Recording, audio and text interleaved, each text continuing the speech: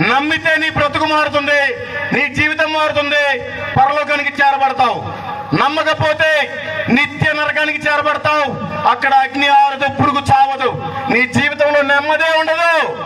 తెలుసుకో. దయచేసి నరకానికి వెళ్ళకండి. మీరు విన్నా వినకపోయినా సత్యం ఇదే.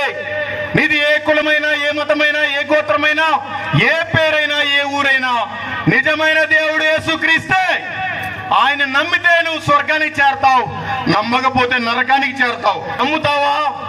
ధన్యుడివి. నమ్మవా? మూర్ఖంగా ఉంటావా? నీ దరిద్రత అలాగే ఉంటది. తెలుసుకో. నేను కొద్ది నిమిషాల్లో ముగిచ్చేస్తున్నాను. ఈ ప్రపంచంలో నీకు ఇంత ఉచితంగా, ఇంత మంచి మాటలు, నిజమైన దేవుడి మాటలు నీకెవరో చెప్పరు.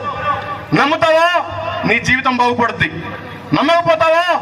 అదే మూర్ఖంలో పతనానికి వెళ్ళిపోతావు. జాగ్రత్త.